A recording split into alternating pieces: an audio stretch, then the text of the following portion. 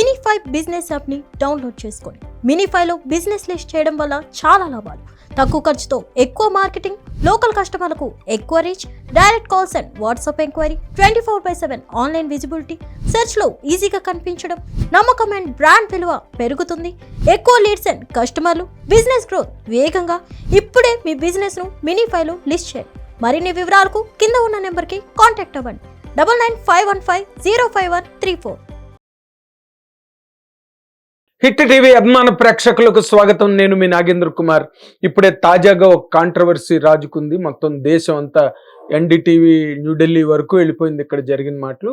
ఎందుకంటే ఆ మాట్లాడిన వ్యక్తి అంత బలమైన వ్యక్తి, అంత గొప్ప వ్యక్తి, కాశ్మీర్ టు కన్యాకుమారి అంత పాపులారిటీ, అంత ఫేమ్ అండ్ నేమ్ ఉన్న ఒక మహా వ్యక్తి. కాబట్టి ఆయన మాటలు మీద కౌంటర్ వచ్చిన కాంట్రవర్సీగా దాన్ని మొత్తం నేషనల్ మీడియా దగ్గర నుంచి మొత్తం లోకల్ మీడియా వరకు అందరూ దాన్ని అదే విధంగా హ్యాండిల్ చేశారు. కానీ ఆ వ్యక్తి ఎవరో కాదు, మహాశక్తి సినిమా పరిశ్రమలో మెగాస్టార్ చిరంజీవి గారు అన్న మాటలు మొన్న సక్సెస్ మీట్, మనశంకర్ వరప్రసాద్ గారు సక్సెస్ మీట్లో ఆయన మాట్లాడిన మాటలకి సింగర్ చిన్మయి గారు ఒక కౌంటర్ స్టేట్మెంట్ లాగా అందులో ఆవిడ ఆవేదన ఉంది, బాధ ఉంది, కోపం ఉంది, ఆక్రోశం ఉంది. అండ్ చిరంజీవి గారిని కౌంటర్ చేస్తున్నట్టుగా కూడా ఉంది, చేస్తున్నట్టుగా ఉంది, కరెక్ట్గా చేసింది ఆవిడ.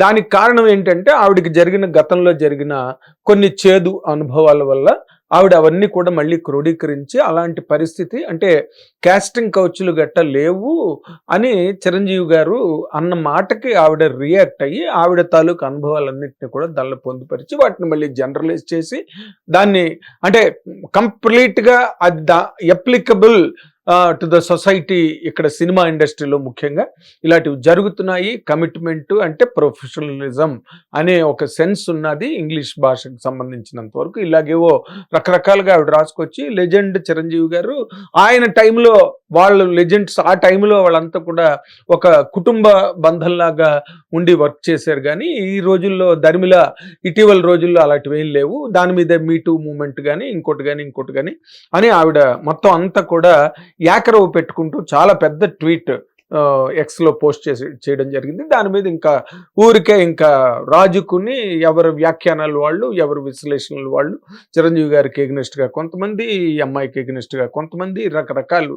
అంటే ఇంకా సోషల్ మీడియా అంటేనే ఒక పెద్ద ఎక్స్ప్లోజన్ కదా. అందులో ఒక మెగాస్టార్ చిరంజీవి గారు లాంటి ఒక పవర్ఫుల్ వ్యక్తి మాట్లాడిన మాటకి ఒకళ్ళు కౌంటర్ చేసినప్పుడు ఆ విధమైన ఎక్స్ప్లోజన్ రావడం అన్నది కూడా సహజమే. కానీ చిరంజీవి గారు ఏమన్నారు ఒకసారి వినండి. స్ట్రిక్ట్గా ఉండి సీరియస్గా ఉంటే కనుక ఏ ఒకటి అడ్వాంటేజ్ తీసుకోవడానికి ప్రయత్నించారు.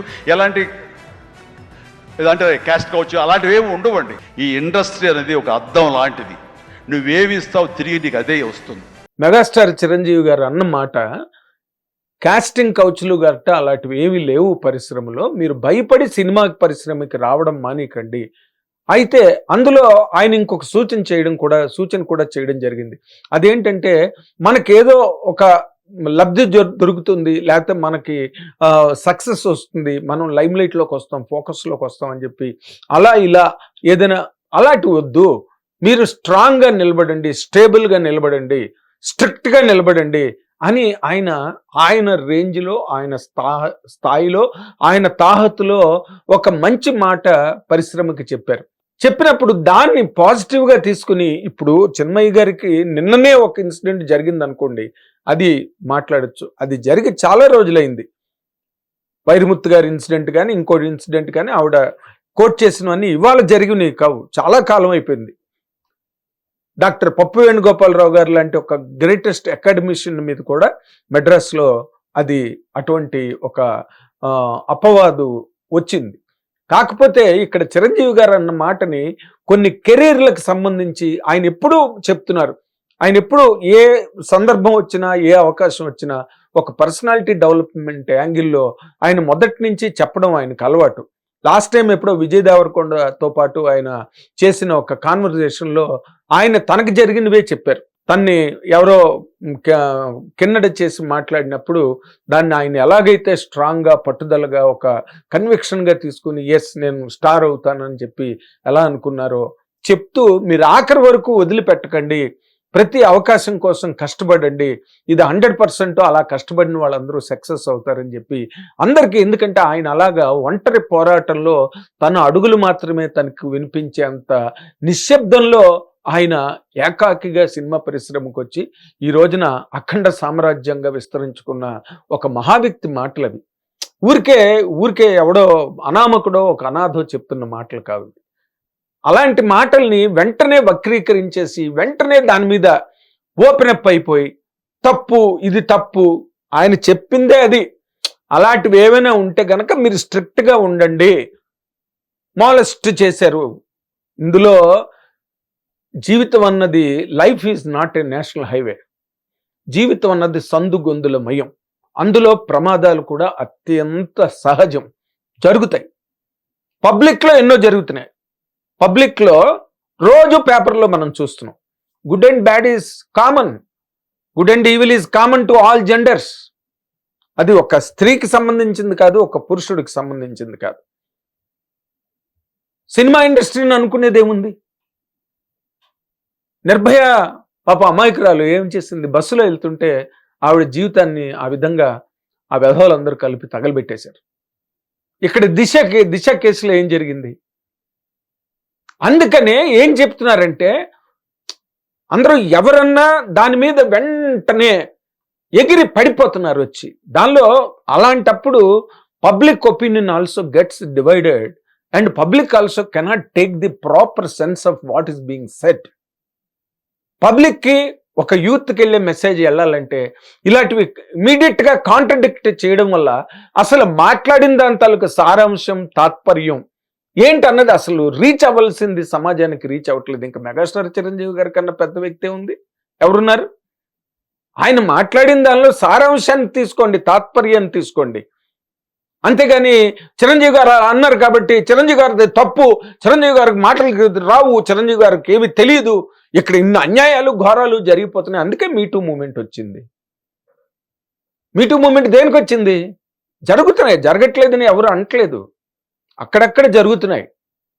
మరి చిన్మయ్య గారి హస్బెండ్ రాహుల్ రవీంద్ర గారు కూడా డైరెక్టర్ కదా, మరి ఆయన కమిట్మెంట్లు తీసుకునే సినిమాల్లో వేషాలు ఇస్తున్నారా? చస్తారు రాత్రి పగలు అక్కడ కథలు ఓకే అవడానికి. సరైన ఆర్టిస్ట్ దొరకకపోతే, సరైన ఆ క్యారెక్టర్ సరిపడే ఆర్టిస్ట్ దొరకకపోతే నానా చావు సస్తా ఉంటారు డైరెక్టర్లు కానీ ఇంకోళ్ళు కానీ. లేకపోతే మొన్న గుణశేఖర్ గారు గౌతమ్ మీనన్ చేయవలసిన క్యారెక్టర్ రేపు యుఫోరియా రిలీజ్ అవుతోంది.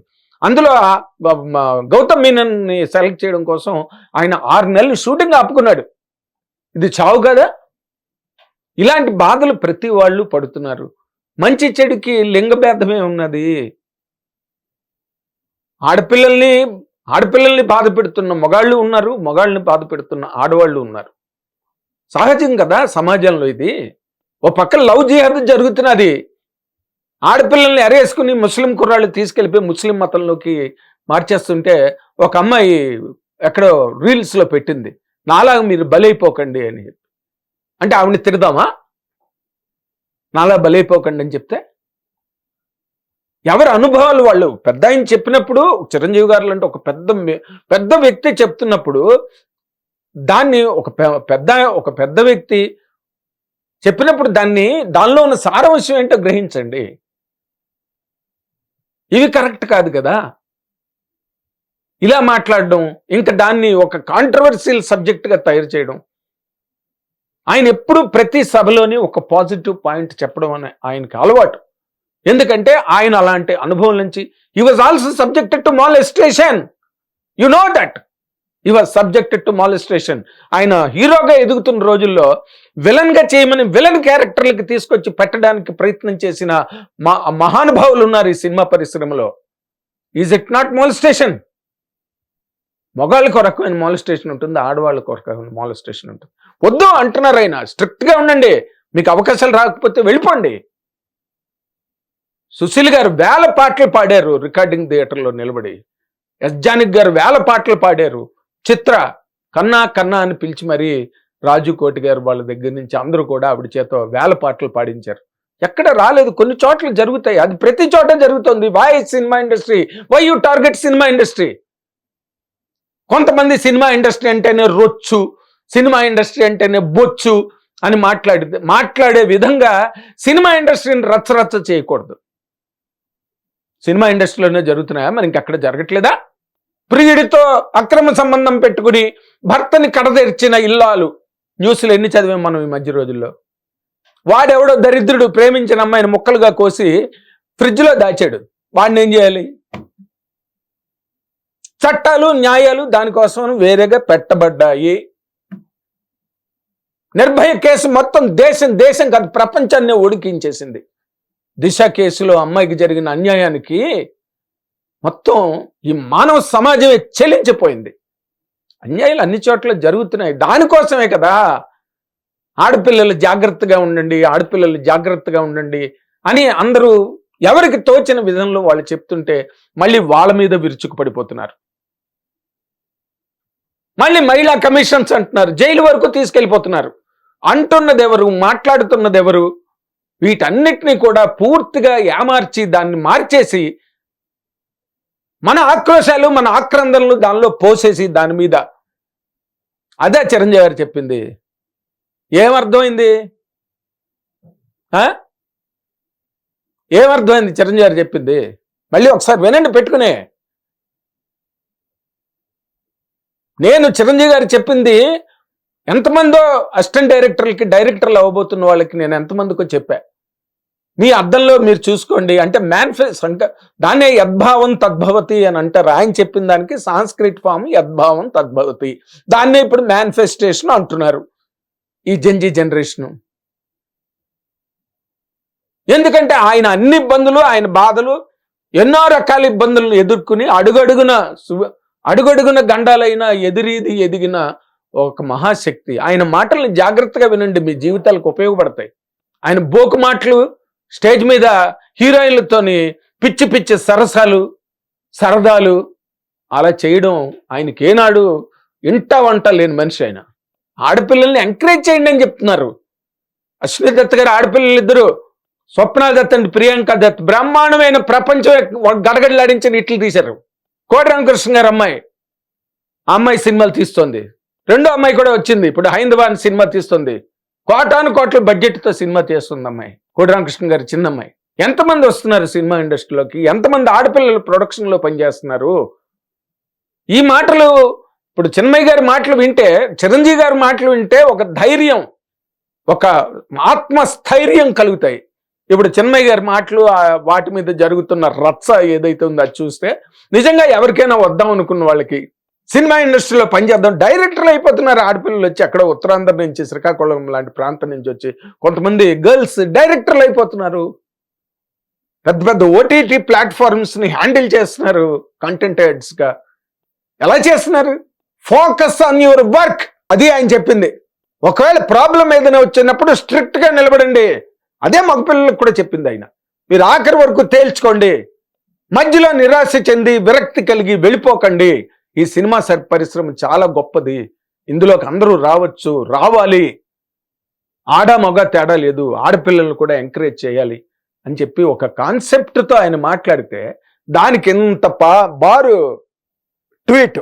ఏంటంటే ఎప్పుడో జరిగిపోయినవన్నీ ఇప్పుడు నిన్నే జరిగిందంటే ఏంటి సార్ ఇలా మాట్లాడుతున్నారు? నిన్నే జరిగింది. ఉంటాయి, బలహీనతలు ఉంటాయి, వాటిని దాటి బతకడమే విజయం. దాటలేనప్పుడు తప్పుకోవాలి. ఏటికి ఎదురేయడం రాలేదనుకోండి, ఒడ్డు నుంచి నడిచికెళ్ళిపోవడమే, ఎట్లా దెక్కకూడదు. వీటికి భయపడే చాలా మంది సినిమా పరిశ్రమలోకి రాట్ల. ఒక తమిళ్ నుంచో, ఒక మలయాళం నుంచో, ఒక కన్నడం నుంచో, ఒక హిందీ నుంచో వచ్చినంత విరివిగా మన తెలుగు సినిమా పరిశ్రమలో విమెన్ ఫోక్ తక్కువ రావడం.